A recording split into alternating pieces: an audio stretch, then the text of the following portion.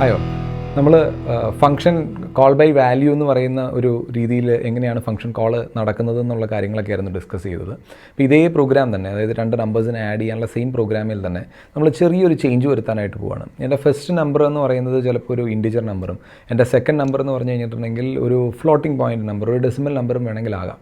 അങ്ങനെ ഒരു ചേഞ്ച് സംഭവിക്കുമ്പോൾ തന്നെ എനിക്ക് എന്തെല്ലാം കാര്യങ്ങൾ എൻ്റെ പാരാമീറ്റേഴ്സിനകത്ത് എനിക്ക് കൺസിഡർ ചെയ്യേണ്ടതായിട്ടുണ്ട്, എൻ്റെ ഫംഗ്ഷൻ്റെ അകത്ത് കൺസിഡർ ചെയ്യേണ്ടതായിട്ടുണ്ട്, എൻ്റെ റിട്ടേൺ ടൈപ്പിനകത്ത് കൺസിഡർ ചെയ്യേണ്ടതായിട്ടുണ്ട് എന്നുള്ള കാര്യങ്ങൾ നമ്മൾ വ്യക്തതയോടുകൂടി മനസ്സിലാക്കി കഴിഞ്ഞ് കഴിഞ്ഞിട്ടുണ്ടെങ്കിൽ പിന്നെ നമ്മൾ ഏത് ടൈപ്പ് വാല്യൂസിൻ്റെ പാസിംഗ് നടത്തി കഴിഞ്ഞ് കഴിഞ്ഞാൽ നമുക്ക് ഫംഗ്ഷൻസിന് അത് വളരെ ഈസി ആയിട്ട് നമുക്കതിനെ എക്സിക്യൂട്ട് ചെയ്യാനായിട്ട് സാധിക്കും.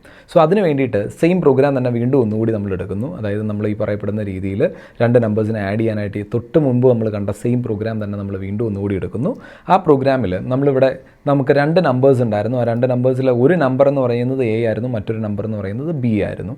സോ ഇവിടെ ബി എന്ന് പറയുന്നതിനെ നമുക്ക് തൽക്കാലം ഫ്ലോട്ടായിട്ട് നമുക്ക് നിർത്താം. ഓക്കെ, സോ ബി എന്ന് പറയുന്നത് മാത്രം ഫ്ലോട്ടാ എന്ന് പറയുന്നത് വരുമ്പോൾ എ ഇൻറ്റിജറാണ്, ബി എന്ന് പറയുന്നത് ഫ്ലോട്ടാണ്. സോ അങ്ങനെ വരുമ്പോൾ സ്വാഭാവികമായിട്ടും നമുക്ക് ആഡ് ചെയ്ത് കിട്ടുന്ന ലാസ്റ്റ് റിസൾട്ട് എന്ന് പറയുന്നതും ഒരു ഫ്ലോട്ടിംഗ് പോയിൻ്റ് നമ്പർ തന്നെയായിരിക്കും. സോ അത് കാരണം കൊണ്ട് എ മാത്രമാണ് നമുക്ക് ഇതിൻ്റെ കേസിൽ നമുക്ക് ഇൻറ്റിജറായിട്ട് നിർത്താനായിട്ട് പറ്റത്തുള്ളൂ.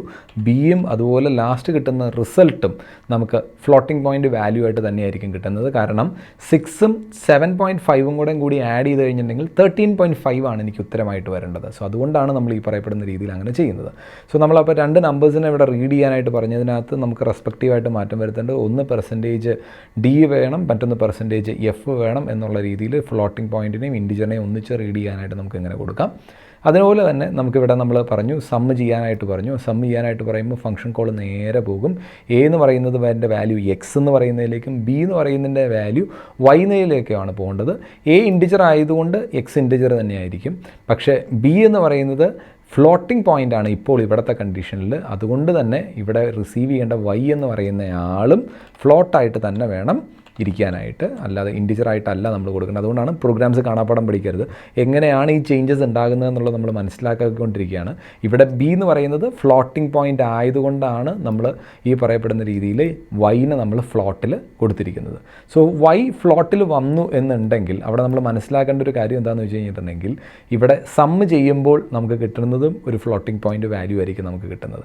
അതുകൊണ്ട് തന്നെ ഔട്ട്പുട്ട് ഫ്ലോട്ടിംഗ് പോയിൻറ്റിൽ വരാൻ വേണ്ടിയിട്ട് എസ് എന്ന് പറയുന്നയാളെ നമ്മൾ ഇൻറ്റിജറായിട്ട് അല്ല കൊടുക്കേണ്ടത്, പകരം എസ് എന്ന് പറയുന്നയാളും ഫ്ലോട്ടായിട്ട് തന്നെയായിരിക്കും നമുക്ക് വരുന്നത്. സോ ഇവിടെ റിട്ടേൺ ചെയ്യുന്ന സംഭവം എസ് എന്ന് പറയുന്നതായിരിക്കും ഇവിടെ നിന്ന് റിട്ടേൺ ചെയ്യേണ്ടത്. ആ റിട്ടേൺ ചെയ്യുന്നത് ശരിക്കും പറഞ്ഞു കഴിഞ്ഞിട്ടുണ്ടെങ്കിൽ ഒരു ഫ്ലോട്ടിംഗ് പോയിൻ്റ് വാല്യൂ ആയതുകൊണ്ട് ഈ എൻ്റയർ സം എന്ന് പറയുന്നത് ഇൻറ്റിജറായിട്ട് കൊടുക്കാൻ നമുക്ക് പറ്റത്തില്ല. കാരണം എന്താണെന്ന് വെച്ചിട്ടുണ്ടെങ്കിൽ നമ്മൾ എല്ലാം കഴിഞ്ഞതിന് ശേഷം റിട്ടേൺ ചെയ്യാൻ പോകുന്നത് ഒരു ഫ്ലോട്ടിംഗ് പോയിൻ്റ് വാല്യൂ ആണ്.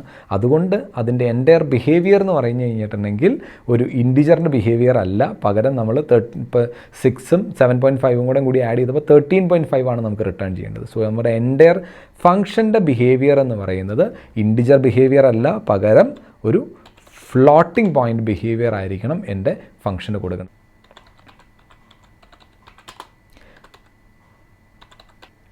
സോ ഫംഗ്ഷൻ ഡെഫിനിഷൻ എന്ന് പറയുന്നതിനകത്ത് നമുക്ക് വരുന്നത് ഈ പറയപ്പെടുന്ന രീതിയിൽ ഇവിടെ യൂസ് ചെയ്യുന്നത് ഒരു ഫ്ലോട്ടിംഗ് പോയിൻറ്റ് ഫംഗ്ഷനാണ്. കാരണം അതിൻ്റെ ഔട്ട്പുട്ട് എന്ന് പറഞ്ഞു കഴിഞ്ഞാൽ ഫ്ലോട്ടിംഗ് പോയിൻ്റ് ആണ്. അതിനകത്തുള്ള ആദ്യത്തെ വാല്യൂ ഇൻറ്റിജറാണ്, രണ്ടാമത്തെ വാല്യൂ ഫ്ലോട്ടാണ് എന്നുള്ള രീതിയിലാണ് നമ്മൾ കൊടുത്തിരിക്കുന്നത്.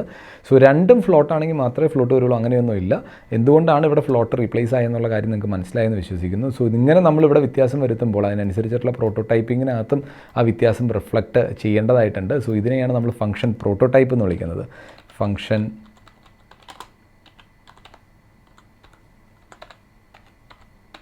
പ്രോട്ടോടൈപ്പ്.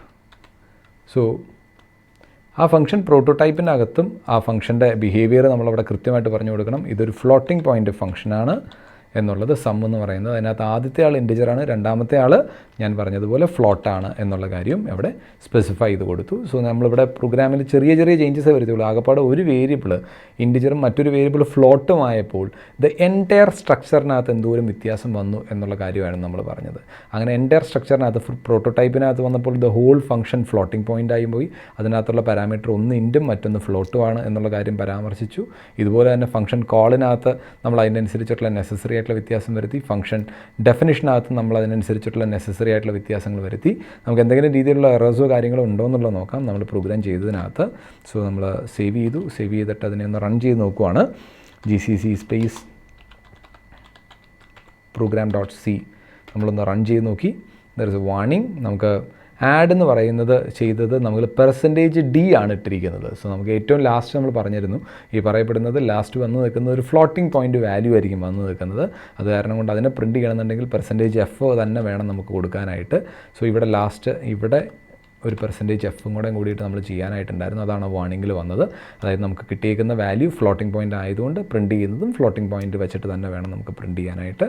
ഞാൻ സേവ് ചെയ്തിട്ട് ഒന്നുകൂടി റൺ ചെയ്ത് നോക്കുവാണ് ഇനി എന്തെങ്കിലും ടൈപ്പിലുള്ള എറേഴ്സോ കാര്യങ്ങളോ ഉണ്ടോ എന്നുള്ളത് അറിയാനായിട്ട്. കമ്പൈൽ ചെയ്തു, യാതൊരുവിധ രീതിയിലുള്ള എറേഴ്സും ഇല്ല. റൺ ചെയ്ത് നോക്കാം. ./a.out ചെയ്ത് ഞാൻ റൺ ചെയ്ത് നോക്കുവാണ് പ്രോഗ്രാം. 2 നമ്പേഴ്സിന് എൻ്റർ ചെയ്യാൻ പറഞ്ഞു. ഞാനിവിടെ 5ഉം 8ഉം 8.5ഉം ഞാൻ എൻ്റർ ചെയ്തു. അങ്ങനെ വരുമ്പോൾ എനിക്ക് 13.5000 എന്ന് പറഞ്ഞ് എനിക്ക് വളരെ കൃത്യമായിട്ടുള്ളൊരു ഫ്ലോട്ടിംഗ് പോയിൻ്റ് ഉത്തരം എനിക്കിവിടെ റിസൾട്ടായിട്ട് എനിക്ക് കിട്ടിയിട്ടുണ്ട്. സോ ഏകദേശം നിങ്ങൾക്ക് മനസ്സിലായെന്ന് വിശ്വസിക്കുന്നു. നമ്മൾ ഈ പറയപ്പെടുന്ന രീതിയിൽ എന്തിനാണ് നമ്മൾ ഈ പറയപ്പെടുന്ന രീതിയിലുള്ള പാരാമീറ്റർ പാസിങ്ങിനകത്ത് നമ്മൾ ഓരോ ടൈപ്പും സ്പെസിഫൈ ചെയ്യുന്നത്. അതിനനുസരിച്ചിട്ട് നമ്മൾ ഓരോ ഫംഗ്ഷൻ എന്ന് പറയുന്നതും ഇവിടെ നമ്മൾ ഓരോ ടൈപ്പ് നമ്മൾ കൊടുക്കാറുണ്ട്. ഫംഗ്ഷൻ എന്ന് പറഞ്ഞാൽ ഫ്ലോട്ടാണ്, ഇൻഡ് ആണെന്നൊക്കെ പറഞ്ഞ് നമ്മൾ ടൈപ്പുകൾ കൊടുക്കാറുണ്ട്. എന്തിനാണ് ഇങ്ങനെയുള്ള ടൈപ്പുകൾ കൊടുക്കുന്നത് എന്നുള്ളത് നിങ്ങൾക്ക് മനസ്സിലായെന്ന് വിശ്വസിക്കുന്നു. സോ കോൾ ബൈ വാല്യൂ വെച്ചിട്ട് ഇനി ഏത് പ്രോഗ്രാം വന്നാലും ചെയ്യാൻ പാകത്തിന് ഏകദേശം നിങ്ങൾ പ്രാപ്തരായി എന്ന് വിശ്വസിക്കുന്നു. Thank you.